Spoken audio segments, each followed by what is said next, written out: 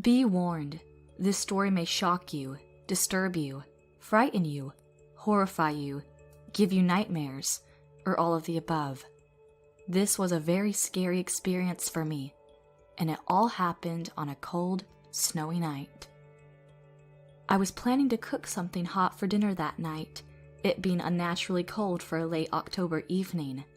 I had a small fallout with my mother-in-law a few hours prior, and my husband had just come home. I went to the front door to greet him, but I discovered his face donned an expression of fury, and no sooner had he seen me that he started accusing me of being disobedient to my mother-in-law, despite the fact that I was, quote, the obedient wife. I told him that I had had my own reasons for arguing with Mrs. Amber, but he wouldn't listen to me. For whatever reason that prevailed above all else, he grabbed me by my arm, dragged me to the back of the apartment, opened the large window to the balcony, and shoved me outside. "Please, open the door. Please forgive me. I'm freezing." My limbs gradually lost all sensation, and I began to feel faint. My name is Alice, and I'm a 28-year-old office worker. I lived with my husband, Talon, who is 12 years older than me. My husband and I sometimes have differences of opinion, probably because he is so much older than me. But we have always been able to talk things out and understand each other. For the 3 years that we'd been married, we didn't have some very big problems, but one could say we were one of those couples who fought a lot more compared to most others. But the event I'm about to tell you about marked the end of our relationship, and allowed me to discover something completely unexpected about myself. One day, my husband suddenly proposed that my mother-in-law, Mrs. Amber, move in with us. My mother will be moving in to live with us tomorrow. Wait. You've got to be kidding, right? I'm serious. Get the house ready for tomorrow, okay? Prepare for... Wait, what? Tomorrow? You're moving too fast. Slow down and use simple words so that I can understand you. Oh, just shut up and do as I tell you, woman. My husband is not usually a domineering man. In fact, he's quite the opposite. One of the traits that made me fall in love with him was his willingness to compromise on lots of things. My curse is that I'm pretty picky about lots of things, and I doubted I would find anyone to marry because of this trait of mine. But nope, Talon proved me wrong big time. He was quite literally the man of my dreams, and that caused me to confess my feelings for him. But this time, he was really trying to get me to obey him. I'm personally not a very strong person, but I'm very outspoken when it comes to crookedness or unreasonableness.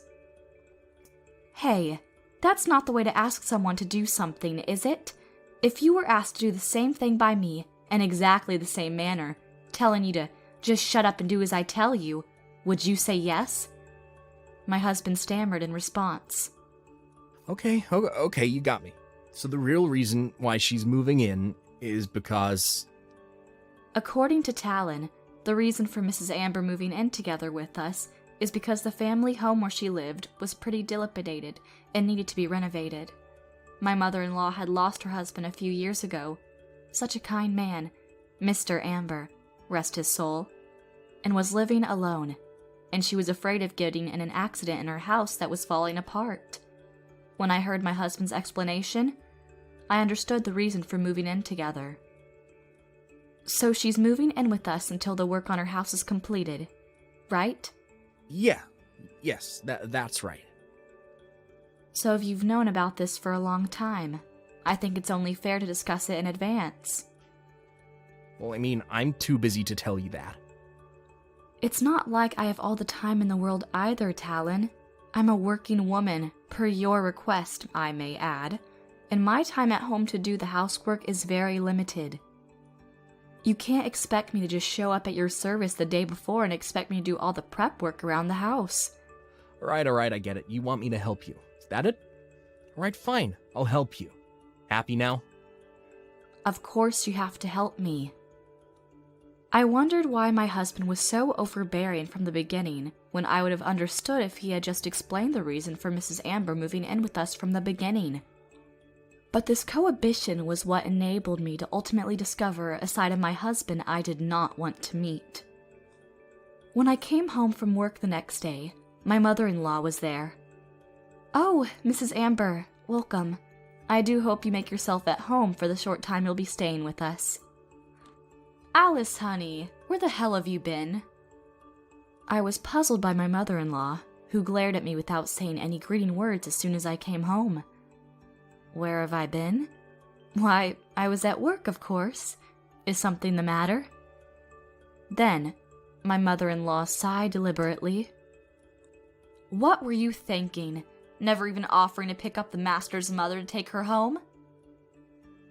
"I'm sorry about that. I wanted to greet you properly too, but Talon only told me about you moving in to live with us last night, and I can't take a day off work so suddenly." So Talon was right. You really are a terrible wife. I felt anger inside at my mother-in-law's condescending attitude, but since we were only going to live together for a limited time, I told myself to put up with it. The truth is, my mother-in-law and I have always been at each other's throats. The reason for this is that I can't help but rebel against my mother-in-law's idea of what a wife should be. Her views on a perfect wife were so old-fashioned, and they never married well with my current lifestyle. The biggest difference was that she could devote all of her time to the house and family, and I had a job that demanded a lot of time, energy, and focus. However, I thought it was a good thing to keep a proper distance from her, as everyone has their own way of thinking. But when my mother-in-law said the words, "Talon was right," it stuck in my mind in the worst way possible. Thus began my life with my mother-in-law, a life with nothing but a sense of upheaval. The next morning, as I was leaving for work, my mother-in-law stopped me and said, "Alice, where is my breakfast?" "Your breakfast? Oh, well, I'm sorry, it's time for me to go to work. I must be off, Mrs. Amber."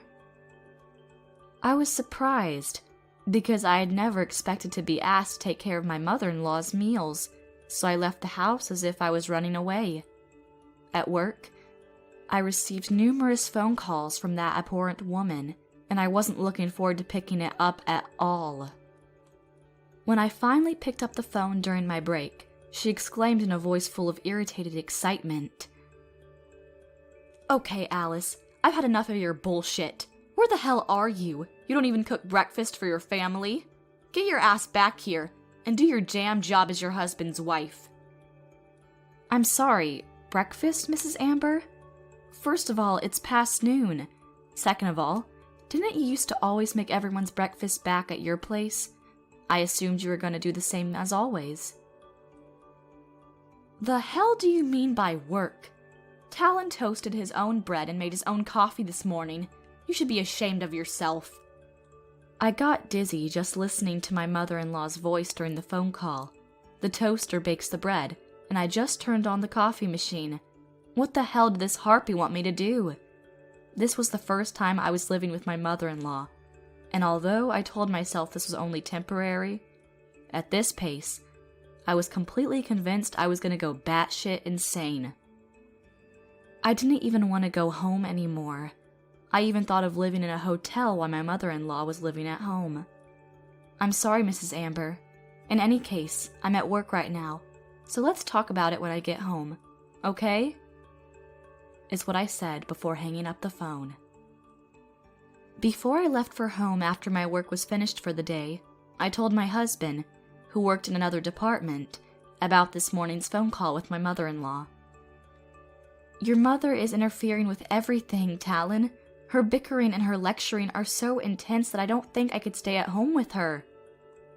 That's not how she should treat those who are kind enough to offer her free accommodations until her house is all done."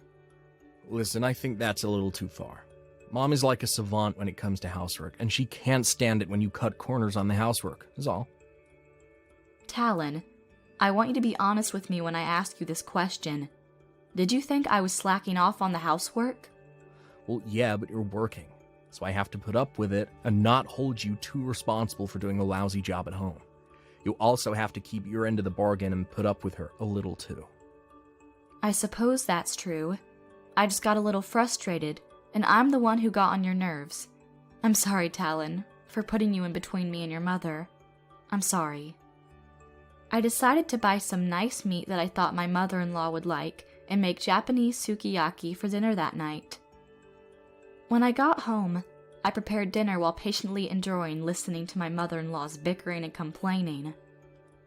I don't mean to nag you, honey, but when I think of Talon, I just can't stand by and say nothing. Oh, this meat looks delicious. Mom, Alice is still inexperienced, so be sure to teach her slowly, okay? I know I'm not very good at some things, but I'll do my best, Mrs. Amber. I'm too old and my legs and back are not strong enough to do the housework unless you do it right. I'll teach you everything I know. Alice, you hear that? This is awesome news. You should be thankful to her. Huh. Thank you, Mrs. Amber. I felt uncomfortable with my husband's arrogant attitude in front of my mother-in-law, but I decided to accept it in order to make the most of the time we spent living together. From then on, I was tired and stressed out every morning and evening by my mother-in-law's criticism and abuse of me over the housework.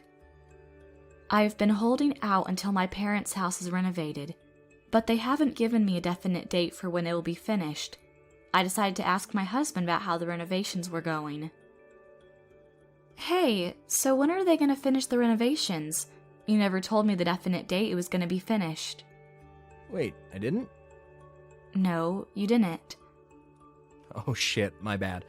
So actually it's costing us more than expected, so the construction is on hold right now. What do you mean? I didn't expect the worst to happen, and I was so initially so upset. But then I remembered what he had said about putting up with Mrs. Amber to some extent, so I forced myself to calm down and asked my husband how much it would cost. His answer was that it would cost around $2,000 extra. All right, so I could cover that easily with my savings. So I offered to pay the extra money, on the condition that the renovations got back on track, and fast. My mother-in-law was delighted that I had paid for the extra funds, and her mood improved. She also stopped pestering me about my housework. I was able to breathe a little better now that my mother-in-law was no longer harassing me, even if only temporarily. But, as time went by, my mother-in-law's attitude gradually worsened again. To make matters worse, Talon was always on my mother-in-law's side, and even after I came home from work tired, I would get even more stressed at home because she was always making me work hard. I told myself that I would be patient until her house was renovated. Unfortunately, the renovations continued to cost more than expected, and I kept on offering more money. Yes, I admit it. I was desperate to get her to leave us, but you can't blame me after what I'm telling you right now. Anyone who would be prepared to endure this sort of mental and financial abuse is simply nothing less than a being that knows infinity and beyond. But I am only human, and a pretty picky one at that, and the burden of maybe living together with Mrs. Amber with no end in sight, along with the additional expenses, was taking its toll on me. How much longer did I have to endure? I was just getting so damn tired of it all. One day, I decided to ask my mother-in-law, Mrs. Amber, may I have a word? How is the construction going at your house? The construction? Oh, it's going smoothly, dear. The other day, Talon asked me to add another $3,000 in additional funding. You'll show me the estimations, won't you? Since you hired the company to renovate your house, they must be giving you estimations on how much it would cost. I don't know much about the money in this enterprise, dear. Mrs. Amber, I've already paid an ungodly amount of money for my house, but I haven't received even a single estimation of the total cost. I need to know what I'm putting myself through if I wish to continue to help you out. My dear Alice, it's only natural for a wife to devote herself entirely to her husband's family, shedding blood and tears if she must. Her savings don't belong to her, but to the whole family. How selfish of you to demand the knowledge of how our money is spent. How it's spent shouldn't concern you. Mrs. Amber, listen to me. What you're saying is complete and utter bullshit. I'm working to make that money, and the money I do make doesn't belong to anyone but me. Talon and I have a joint savings account that we plan to use after we retire. And we occasionally withdraw some from that account because of emergencies. I had no choice but to withdraw some money from that account the last time you asked for funds. Is your house even being renovated at all? The fact you claim it's our money makes me suspicious. I'm afraid I have to refrain from giving you any more until I see the estimations. How could you say such a thing? How dare you even call yourself a wife? Then she left the room in a huff. I felt a complicated mixture of disgust and anxiety at her irresponsibility. I thought I would tell Talon about it when he came home and make sure everything was going to be all right. It was snowing that day, and the night was expected to be unreally cold. I was thinking of making something hot for dinner. I heard my husband come in through the front door. I greeted him, but his face donned an expression of the purest fury I'd ever seen. He threw his bag at me and started yelling. Hey, Mom called me and said you keep on disobeying her. I wasn't disobeying her. Perish the thought. Ow! Talon, stop! Enough with the violence! I wrinkled my face in pain when the corner of my husband's heavy bag struck my leg. I told him I had my own reasons, but he wouldn't listen to me. I asked your mother about the renovations, but she brushed it off, saying that they're really working on it. Is there really any construction at all? So you're claiming we're cheating you out of your money? I didn't say that. I immediately sensed that I was out of line. Talon got angrier, and I feared for my life. I'm sorry, that was out of line. Just, please, let's calm down and talk about this thoroughly. You don't know your frickin' place, do you? You're coming with me. My husband's anger flared up, and he grabbed my arm and started to drag me out onto the veranda. He shoves me outside, and I had to press my hands against the balcony railing to steady myself. The cold was already settling in, and as I turned around, to my horror, Talon closes the door and locks it shut. I was literally trapped outside on an evening cold enough for water droplets to freeze on the metal of the balcony railing where I steadied myself. I panicked and pleaded repeatedly for forgiveness through the window. Take your stupid brain outside to cool it off. You need to learn a lesson. And that frickin' lesson is to know when you obey your husband and his mother. I was in a warm room up until that point, so I was lightly dressed. The penetrating cold caused me to shiver. Talon, honey, open the door, please. This is cruel. I'm going to die. I slammed on the balcony door, desperate to open it. My apartment is on the 3rd floor. The snow had begun to fall on the small balcony and was starting to accumulate on the ground. A cold puddle formed under my bare feet. My husband watches me through the balcony door, smiling sinisterly, looking happy and appreciative of the warm room that's banishing the cold. My mother-in-law walked in and was somewhat surprised when she discovered me outside, struggling with the door. Oh, what do we have here? I'm educating her because she's been disobeying me and my mother, and I will not let this go on. My mother-in-law nodded her head in satisfaction. Now that's what I call being the head of the family. Mrs. Amber and Talon proceeded to walk out of the room. They ignored my yelling for them to open the door. I didn't have my phone with me, so I couldn't call anyone for help. So all I could do was continue banging on the door and screaming as loud as I could. Please, open the door! Please forgive me! I'm freezing! The coldness of the door eventually made my hands feel numb, and the cold air was stinging my throat. I couldn't even speak anymore without enduring some pain. The only sound I could hear was my jaw clattering in the cold, and I couldn't hear anything else anymore. I wonder how much time had passed since then. This just couldn't go on like this. I was going to pass out. If I blackened out like that, I was sure that... What would my husband and mother-in-law say if I died tonight? Would they be sorry? No. Considering how cruel they'd been to me thus far, that was not going to happen for sure. I'm sure they were going to say something like I went out on the balcony on my own and became cold before they knew it. Not on my goddamn watch. First of all, I had to move my body and warm myself up at least a little. And then, I'll let them know who the hell they're dealing with. I looked around the balcony as I jogged in place and I felt myself gradually warm up, although I admit it wasn't much.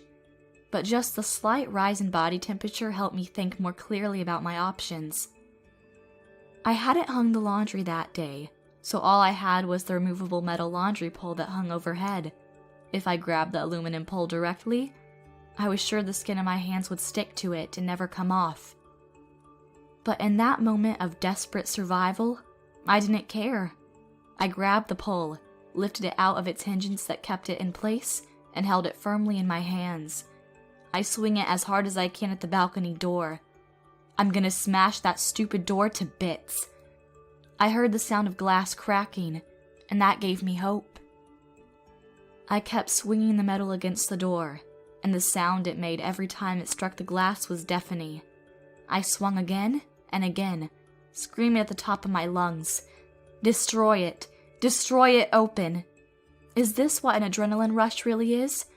Or was it really my primal survival instinct that granted me this amazing strength? The glass of the balcony door shattered. Hell yeah! Come on out, Talon, my darling. Let's play rough. I unlocked the door with bloody hands and returned into the corridor that led to our bedrooms. My feet also covered in blood from stepping on the shards of glass. I was so cold and so angry. I felt no pain. There was no response from the room, and I headed for the bedroom where my husband was supposed to be. To the casual onlooker, I would have looked like the perfect antagonist in a horror movie.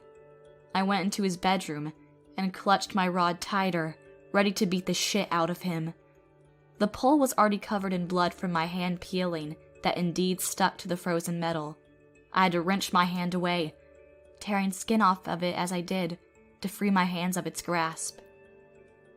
To my surprise, however, I found Talon lying in front of his bedroom door.